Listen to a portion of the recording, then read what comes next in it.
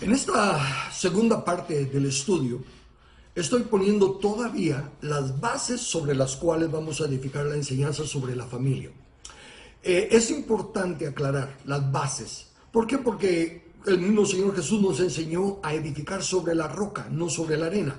Entonces las bases que yo estoy poniendo son precisamente para eso, para edificar sobre la roca.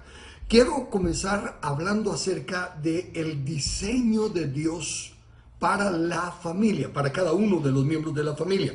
Porque al hablar de construir algo, inmediatamente se viene a la mente la necesidad de un manual, de un diseño, de un patrón a seguir. Y la palabra diseño, que es la que estoy escogiendo, significa estructura, modelo, semejanza. De ahí que la diferencia entre el diseño de Dios para la familia y la imagen de Dios en cada uno de los miembros de la familia son dos cosas diferentes. La imagen de Dios en nosotros es la misma. Dios es solo uno. Por lo tanto, si usted, él, ella, nosotros estamos creados a la imagen de Dios, es una sola imagen. Quiere decir que valemos lo mismo. Tenemos los mismos privilegios, las mismas responsabilidades. Pero la palabra diseño ya habla de la función que cada uno de nosotros desarrolla en la familia. Aunque como entes, como personas, somos iguales, nuestras funciones varían de acuerdo al diseño de Dios. Y para darle un ejemplo más específico de esto, la primera vez que se usa la palabra diseño es en la construcción del tabernáculo. Permítame leer que está en Éxodo capítulo 25, versículo 9. Dice así: conforme a todo lo que yo te muestre, el diseño del tabernáculo y el diseño de todos sus utensilios, así lo haréis. Note dos cosas. Dice el diseño del tabernáculo, del todo. O sea, la familia. Y luego, y el diseño de todos sus utensilios, las diferentes partes que constituyen el todo. Los miembros de la familia, las distintas partes que constituyen el todo. Entonces, cuando Dios le dio la instrucción a Moisés, usted sabrá, aunque sea por películas o porque lo ha oído o porque lo ha leído en la Biblia, que el tabernáculo estaba construido de diferentes clases de materiales. Había madera, había bronce, había plata, había oro, había pieles de animales, había cortinas, en fin. Había diferentes piezas y diferentes calidades de materiales. Pero todos unidos, cada uno cumpliendo su función, formaban el tabernáculo, el lugar donde moraba la presencia de Dios. Ese es el diseño de Dios, la individualidad de cada persona. Todos somos únicos, no habemos dos iguales en nuestra función, en nuestra esencia, en nuestro ser, todos somos iguales. Entonces en el tabernáculo, todas las piezas eran uno, el tabernáculo de reunión donde moraba la presencia de Dios. Individualmente, unos eran de plata, otros eran de oro, otros eran de madera, unos eran pieles, unos estaban abajo, otros arriba, en fin, la función variaba. Ahora entra el humanismo, y eso es lo que quiero que entienda, porque estamos batallando contra el humanismo que se ha metido desde que el enemigo, desde que Adán pecó, el vacío de poder que quedó, el enemigo lo usó para meter toda clase de mentiras e instituyó el humanismo. ¿Qué es el humanismo? Cuando se pone al hombre en primer lugar antes que a Dios. Bien, el humanismo dice: el oro vale más que la madera, que la plata, que el bronce. Y así lo aceptamos todos. Automáticamente decimos, sí, así es. Pero fíjese que en el tabernáculo, si una pieza de un clavo de hierro o un pedazo de madera está haciendo su función en el tabernáculo, y aquí hay una hermosa pieza de oro, grandota y todo, pero que no está en su función en el diseño del tabernáculo, para Dios no vale nada ese oro, porque no es parte del todo, del diseño que Dios le dio. Lo mismo entonces viene a la familia. La familia está compuesta de personas diferentes, temperamentos diferentes, dones diferentes, habilidades diferentes, en fin, todo es diferente. Pero si cada uno aprende su función en el diseño de Dios, entonces todos están del mismo precio, del mismo valor a los ojos de Dios, formando la familia. Es la diversidad en la unidad. La diversidad de nuestra individualidad, pero la unidad en el propósito, en la función que Dios nos ha establecido. Le voy a poner ejemplos, por lo menos 2 ejemplos, de la importancia de esto del diseño de Dios, de entender la función que Dios nos asigna, para que se dé cuenta que haciendo lo que Dios dice, tendremos la familia exitosa, la familia amada, armoniosa que tanto todos deseamos. El primer ejemplo es el Arca del Pacto. El Arca del Pacto estaba en el lugar santísimo del tabernáculo. Ahí solo entraba el sumo sacerdote una vez al año. Y nadie pedía de tocar ni de ver el arca ni nada, solo el sumo sacerdote, porque aun cuando la sacaban, primero entraba el sacerdote y la cubría con una cortina, para que cuando ya entraran a sacarla, los que la estaban sacando no la vieran tampoco, ni la tocaron, porque ya estaba todo lista, empacada, por así decirlo, para poder llevársela. Dice así en Primera de Crónicas, capítulo 13, versículos del 1 al 14. Previo a esto, el trasfondo. El Arca del Pacto, como Israel estaba en pecado, se había apartado de Dios, cuando fueron a una batalla contra los filisteos, ellos pensaban que por llevar el arca, eso automáticamente les daba la victoria. No se daban cuenta que al estar en contra de la voluntad de Dios, aunque llevaban el arca del pacto, ya no tenían la aprobación de Dios. Entonces en la guerra los filisteos matan a los israelitas y se quedan con el arca. Pero Dios, aunque deja que pase eso a los israelitas por rebeldes, cuando los filisteos llevan el arca al templo de su dios Dagón, al otro día cuando entran a verlo, su dios Dagón ha caído de cara delante del arca de Dios. No aprenden su lección y lo pagan otra vez y todo. Al otro día no solo está caído, sino que le voló la cabeza y le voló las manos. Y empiezan a haber úlceras en los filisteos y dicen de plano que este es el Dios de los israelitas que se nos está haciendo esto.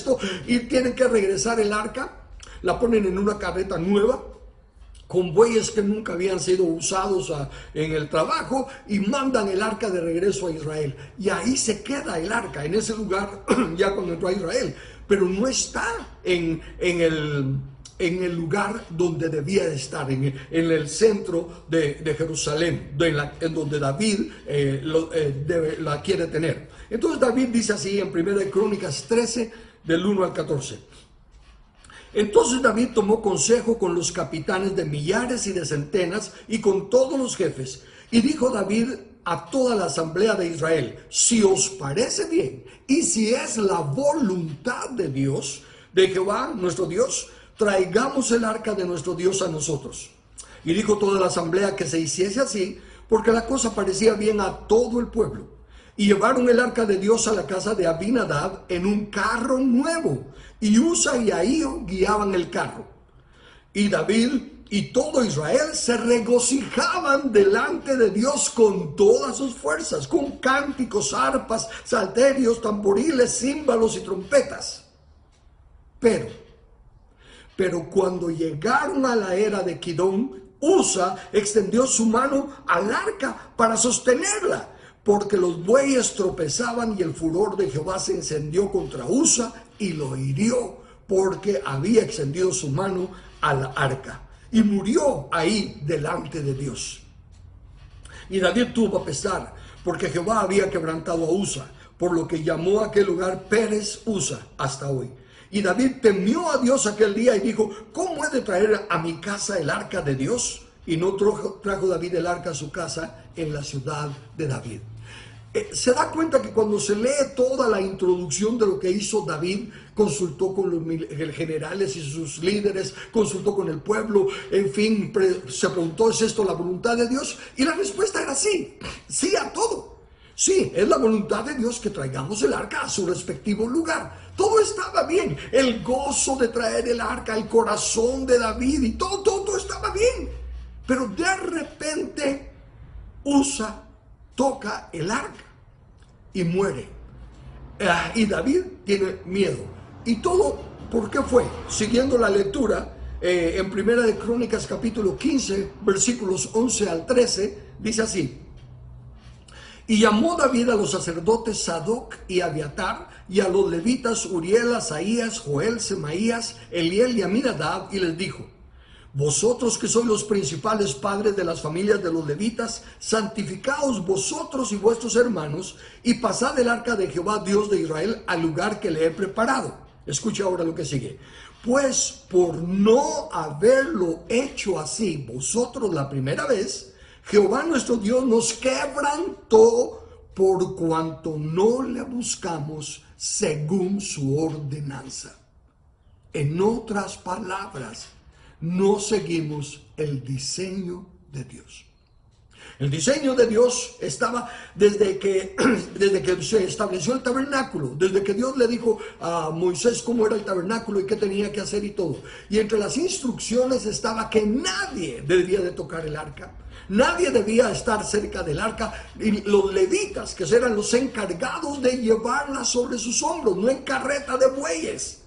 El hecho de que los filisteos enviaran el arca en carreta, en una carreta nueva, eso sentó un precedente, por así decirlo, para los israelitas, que ya se les había olvidado el diseño de Dios.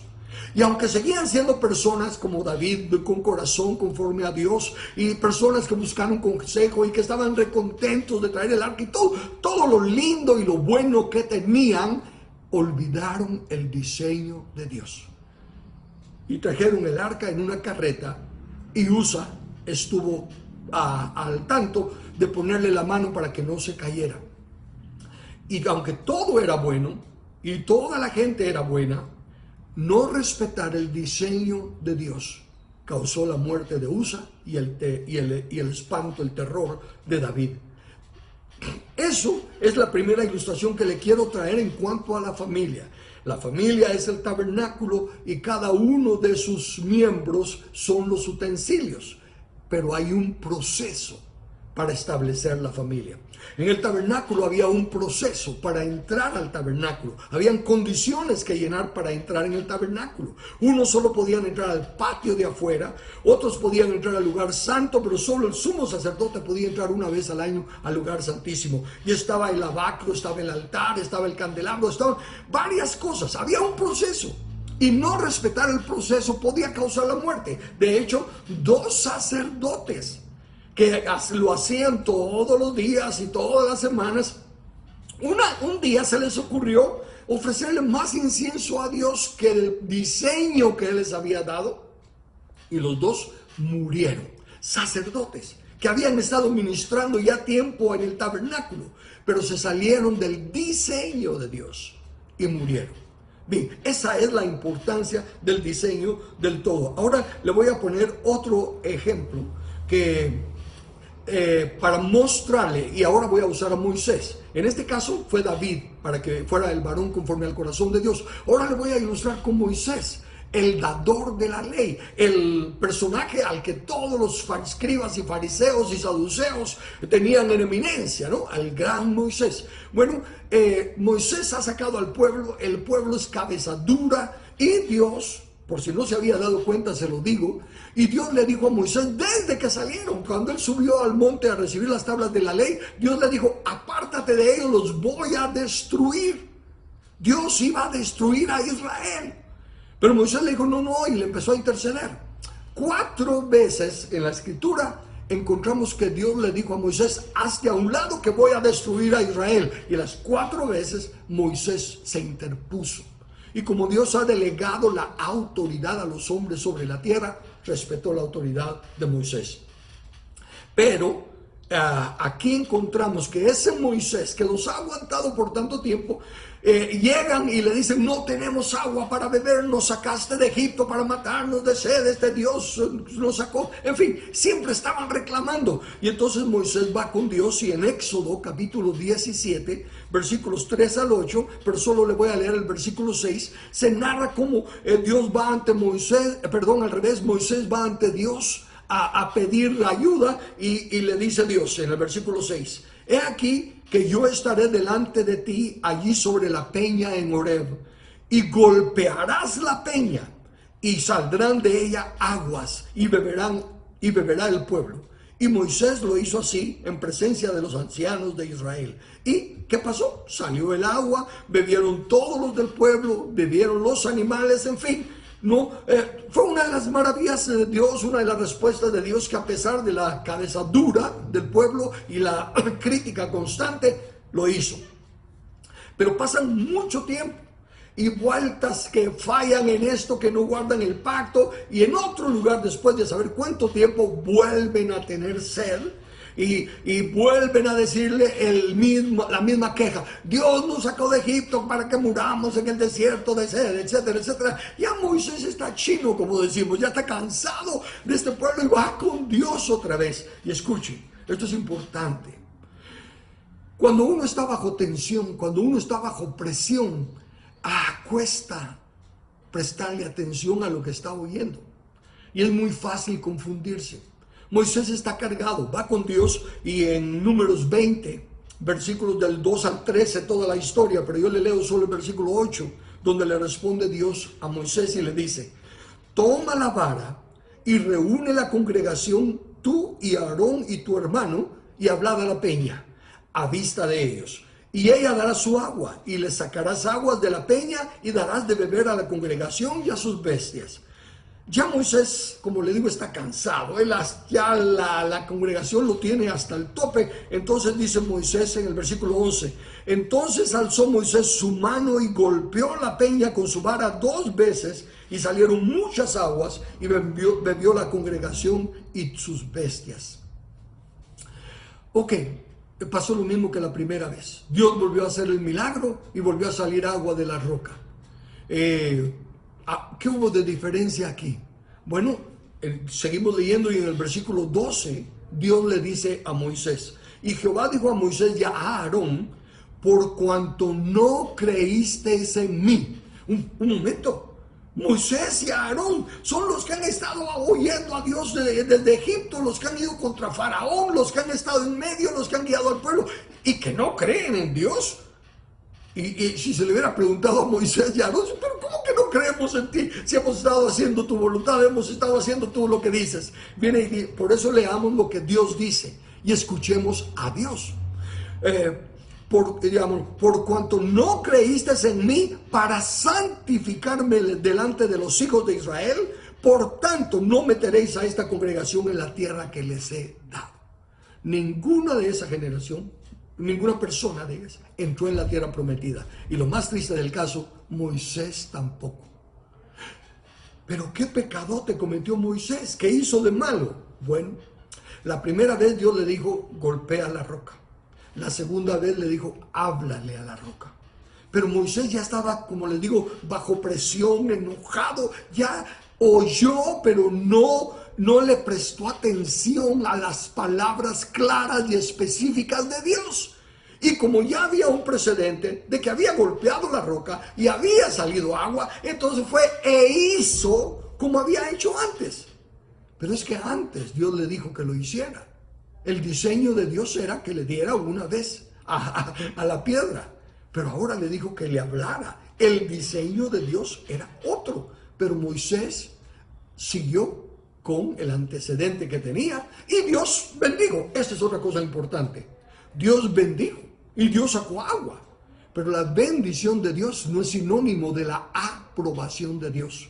Por lo tanto, ni Moisés, ni Aarón, ni toda esa gente fueron aprobados por Dios, y ninguno entró a la tierra prometida. En el caso de David, como vimos, pues el hecho de que ya habían pasado tantos años, porque desde que entraron a la tierra prometida ya dejaron de andar cargando el arca como siempre lo hacían, ya se quedó en un lugar fijo, en el templo. Entonces ya se perdió la costumbre de tener que entrar y cubrir el arca y todo ese proceso, todo ese diseño de Dios. Ya no se tenía que hacer porque el arca estaba en el mismo lugar y se les olvidó. Pasó el tiempo y se les olvidó, pero Dios no cambia.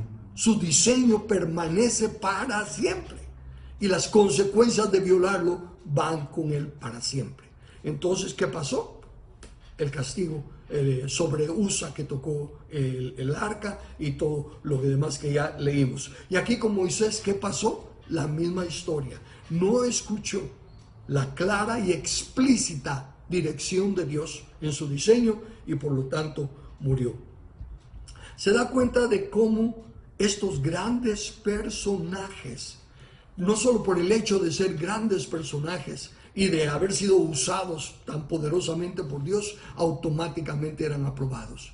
Eran aprobados mientras obedecían, pero al salirse del diseño de Dios, sufrieron las consecuencias de salirse del diseño de Dios. Hago un paréntesis entonces, no un paréntesis, sino que una pausa, y aclaramos entonces cuál es la razón de que estoy poniendo estos fundamentos. Dios tiene un diseño para el matrimonio. Como le digo, el todo es la familia, pero cada uno de los miembros de la familia, los componentes de la familia, tienen un diseño. Y aunque se ignore, porque han pasado tantos años, después de la caída de Adán, se han creado tantas familias, montones de familias por todos lados han crecido.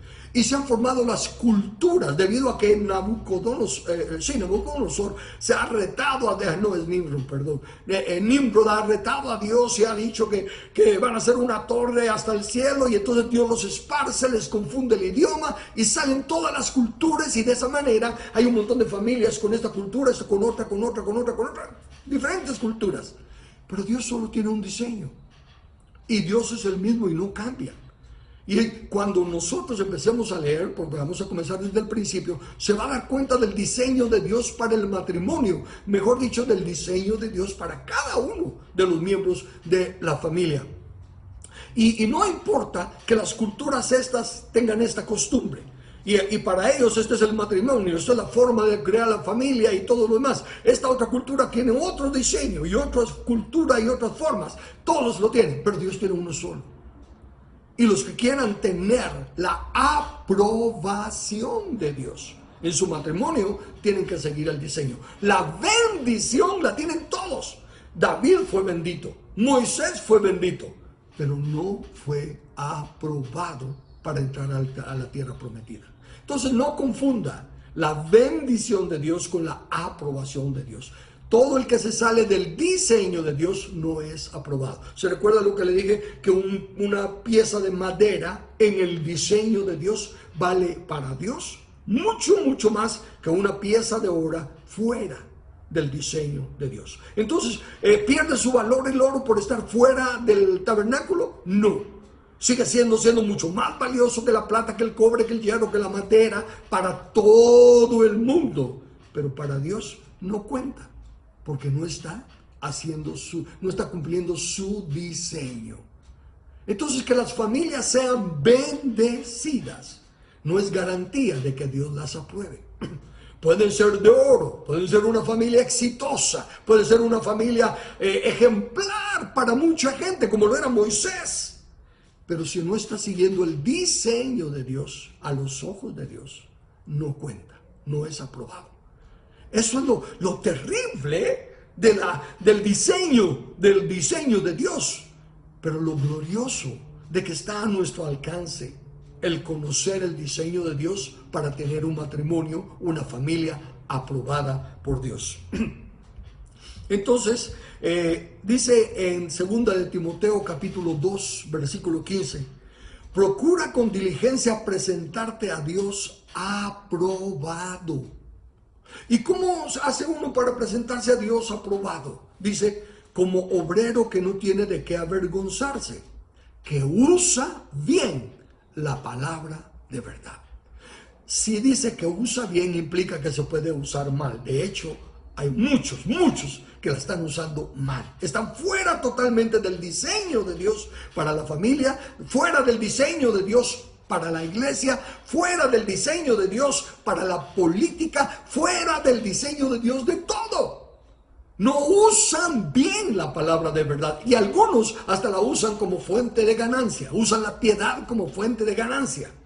Pero procura, y la palabra procura, como sabemos, entre nosotros los chapines, los guatemaltecos, al decir voy a procurar significa no voy a ir. Es terrible, porque cuando uno invita a alguien y le dice, mira que esto, que lo otro, voy a procurarlos. Y eso significa no va a llegar. Simplemente no dice no puedo o no quiero, sino que sale con que voy a procurar, pero ya sabemos que eso, tristemente, es una pobre excusa. Pero la palabra procurar en su diseño, otra vez volvemos al diseño, en su diseño original, en su significado original, significa poner todo el esfuerzo, hacer todo lo que sea necesario para alcanzar aquel fin. Eso es procurar, darle duro, hacer todo lo que se tenga que hacer para alcanzar el fin. Entonces aquí dice, procura con diligencia presentarte a Dios aprobado. ¿Cómo? Como obrero que usa bien. ¿Y qué es usar bien? Conforme al diseño. Si Dios dice para arriba, para arriba. Si Dios dice para el lado, conforme al diseño de Dios. Eso es usar bien la palabra de verdad. Entonces, así como el tabernáculo tenía un proceso y al no respetarlo podía causar hasta la muerte, en el matrimonio también hay procesos. Comienzan, lo vamos a ver desde la creación de Dios en adelante, pero ahorita lo estoy sacando de esta manera para poner las bases del estudio. Y así que quiero repetirles los fundamentos. En primer lugar, Dios es inmutable. Él no cambia. Entienda eso. Ese es un gran daño que se le ha hecho a la humanidad, el dividir la Biblia en Antiguo y Nuevo Testamento. La Biblia no tiene libros del Antiguo Testamento ni del Nuevo Testamento. La Biblia, el manual del Creador, es un solo tomo. Esas buenas intenciones que tuvieron los que la dividieron así para que fuera fácil estudiarla, fueron engañados. Fueron hasta cierto punto instrumentos del diablo. ¡Ay, mi hermano, que usted no sabe cuánto trabajo pasaron en hacer la Biblia! Y no estoy hablando por la sinceridad de ellos, así como Moisés, así como David, varón conforme al corazón de Dios, Moisés, el dador de la ley. Sus buenas intenciones no cuentan. Bueno, vayámonos a Pedro con Jesús. Pedro fue el único que sacó la espada para defender a Jesús cuando lo querían llevárselo preso. Pedro amaba a Jesús, pero cuando le dijo a Jesús que tal cosa no te acontezca, que era contrario ¿a qué? Al diseño de Dios. En el plan de Dios, Jesús tenía que morir. Sin derramamiento de sangre no hay remisión de pecado. Y de tal manera amó Dios al mundo que dio a su Hijo, y Jesús puso su vida para redimir al mundo. Pero Pedro le dice, la cosa no te acontezca. ¿Y qué le dijo Jesús? Jesús, apártate de mí, Satanás. ¿Y por qué a Pedrito? ¿Era Satanás Pedrito? No, pero le dijo, me eres tropiezo porque no pones tu mira en las cosas de Dios, en el diseño de Dios, sino que en la de los hombres. Y basado en los conceptos humanos, era malo lo que iba a pasar a Jesús. Y Pedro quería que no le pasara nada malo. Ven, entonces aquí Dios es inmutable.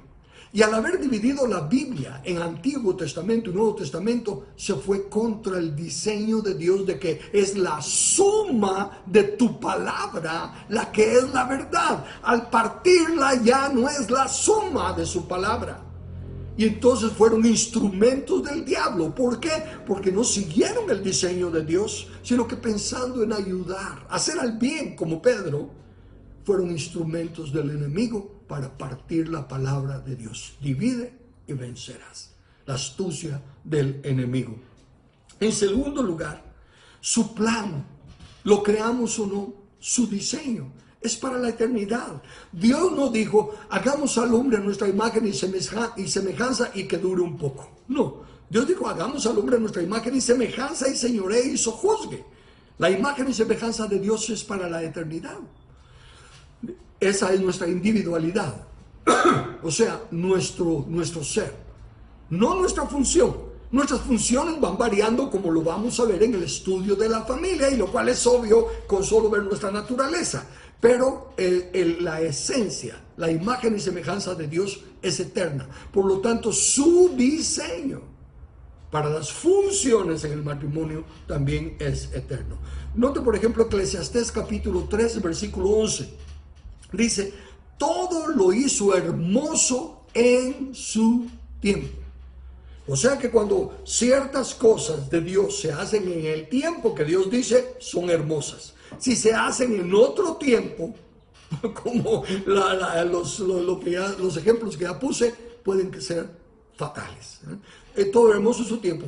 Y note esto, y ha puesto eternidad en el corazón de ellos, sin que alcance el hombre a entender la obra que ha hecho Dios desde el principio hasta el fin. ¿Se da cuenta de lo que dice? Como hay eternidad en el corazón y la ley de Dios está escrita en nuestro corazón, cuando no se evalúa las cosas de acuerdo a su efecto eterno, entonces no se le haya sentido a la vida. ¿Por qué voy a aguantar yo toda esta injusticia? ¿Por qué voy a guardar yo todo este mal en el que se está? Si pudiera agarrar yo ahora una pistola y acabar con estos bandidos y todo. ¿Por qué? Porque se está pensando solo en el tiempo ahorita. ¿Cómo hago mi vida más pacífica? ¿Cómo hago mi vida más feliz? ¿Cómo triunfo en esta vida? ¿Cómo llego a hacer algo en esta vida? Somos seres eternos. Y si por seguir el diseño de Dios aparentemente no llegamos a ser grandes en esta vida, no hay ningún problema. Dice, por ejemplo, el que quiera ser sabio con la sabiduría de lo alto, hágase tonto con la sabiduría humana. Porque la sabiduría de este mundo es animal, diabólica, bestial. La sabiduría que viene de lo alto, esa es la que cuenta. Entonces, el diseño es sumamente importante. Dios es inmutable, sigue siendo el mismo diseño. Las culturas cambian, hemos evolucionado. Fíjese, anteriormente habían pueblos en los que la mujer era pisoteada, no valía nada y esto y lo otro, pero eventualmente ahora la mujer ha ocupado su lugar y todo, y ahora hasta se está yendo hasta más allá de su diseño. Dios no ha cambiado su diseño. A la mujer no le ha dado ciertas funciones en su diseño, y al varón no le ha dado otras funciones en su diseño. Y cuando un varón pretende salirse de su diseño de varón y actuar como hembra, se salió del diseño, lo que le espera es fracaso absoluto. Cuando una hembra quiere salirse del diseño de Dios, se salió del diseño de Dios, lo que le espera es fracaso absoluto. Y en el matrimonio hay reglas. Así como para entrar al tabernáculo había reglas, para vivir en el matrimonio y en la familia hay reglas. Y eso es lo inmutable de Dios. Eso es lo que quiero que entienda. Porque cuando empiece ya a entrarle a los pormenores y a punto por punto de la familia, usted va a decir, es una cultura hebrea. No es cultura hebrea. Lo que yo le voy a leer son los principios eternos de Dios. Claro que sí hay un montón de cultura hebrea, como hay un montón de cultura maya, cultura azteca, cultura anglo, cultura china. Hay un montón de culturas, sí las hay. Pero lo que yo le voy a estar hablando no va a ser exacta, no va a ser específicamente de cultura, sino que de los principios eternos de Dios. El diseño de Dios para el matrimonio, el diseño de Dios para la familia, y la función de cada uno de sus componentes. Entonces, ponemos esto como base. No he entrado todavía a presentar el diseño de las piezas, pero quería poner esta base. Entienda, por favor, Dios no cambia. Lo que Él dice clara y específicamente no es de que hay que discernirlo, hay que recibir una luz especial. No. Yo le voy a leer lo que el manual clara y específicamente dice. Sí, haré lo que todos hacemos al leer un libro que fue escrito 50 años atrás, 100 años atrás, tratar de averiguar cuál era el entendimiento que esas palabras tenían en ese tiempo, ¿verdad? Para luego ver cuál es la palabra que usamos hoy para traerlo. El amor es una de las palabras que a mí me gusta usar mucho para ilustrar el punto que estoy diciendo. El amor, como se conoce hoy en día, es el romanticismo y eso de que se tiene que sentir un calorcito en el corazón, que se tiene que creer. Todas esas cosas de Hollywood y del mundo y de todo no describen el amor de Dios. El amor de Dios dice que es obediencia. Y es hacer lo justo. El amor no busca lo suyo y no se goza de la injusticia. El amor busca el bien de los demás. A tal grado que dice Jesús, si me amáis, guardad mis mandamientos. Fíjese que no le pide sacrificio, no pide que hagamos grandes obras por ello, simplemente dice, guarda mis mandamientos, sigue mi diseño, si me amas. Esa obediencia es el verdadero amor a Dios. Y eso es lo que vamos a estar tratando a partir de la próxima semana, el próximo lunes, cuando estemos otra vez en este programa. No se los pierda y por favor, considere. Van a estar grabadas aquí en el muro la primera plática y la segunda, que fueron puestas solo como fundamento. Todavía no hemos empezado a enseñar el diseño de Dios para la familia. Simplemente puse el fundamento para que Dios ilumine su entendimiento, usted razone a la luz del escrito está y pueda evaluar su matrimonio. Y como en muchos casos, la mayoría no sabe lo que es el matrimonio, y vienen las palabras del apóstol Pedro cuando finalmente el pueblo, después de la resurrección de Cristo, se da cuenta que han pecado, se dan cuenta que él sí era el Mesías y todo. Pedro les dice: hermanos, yo sé que lo hicieron por ignorancia, pero ahora tienen la oportunidad, arrepiéntanse y crean en el Evangelio. Lo mismo digo de antemano a todas las familias que vayan a escuchar el mensaje. Han cometido errores por ignorancia. Número uno, me apunto, soy el primero de los ignorantes en los errores que cometí al comenzar mi matrimonio. Y déjeme decirle así, ya una manera de testimonio. Yo era considerado, mi esposa y yo éramos considerados como una pareja ejemplar, pero no conocíamos el diseño de Dios para el matrimonio. Y cuando nos enteramos que nosotros, la pareja ejemplar, no estábamos siendo buen ejemplo, fue difícil. Pero como creemos en la palabra de Dios y estuvimos dispuestos a cambiar nuestra forma de ser y todo, y tratar de amoldarnos al diseño de Dios, eso fue lo que hizo la diferencia. Y a propósito, dentro de unos pocos días, porque ya es el mes entrante, estaremos cumpliendo 58 años de casados. Y ahora estamos más unidos y más cercanos que aun cuando andábamos recién casados en nuestra luna de miel. Somos más felices porque somos aprobados por Dios. Hemos sido bendecidos abundantemente, pero como digo, la bendición no es tanto lo que cuenta, es la aprobación del Señor lo que se busca. No se pierda esta serie. Transformará su matrimonio y todo tiene solución. No importa cuántos años tenga de casado, no importa cuántos problemas hayan pasado y todo. Si prestamos atención a la palabra de Dios, dice la palabra que Dios puede restaurar los años que se comieron la oruga y el saltón. En otras palabras, toda la destrucción que haya traído el enemigo puede ser restaurado cuando nos ponemos en armonía con la palabra de Dios. Así que nos vemos en el próximo programa.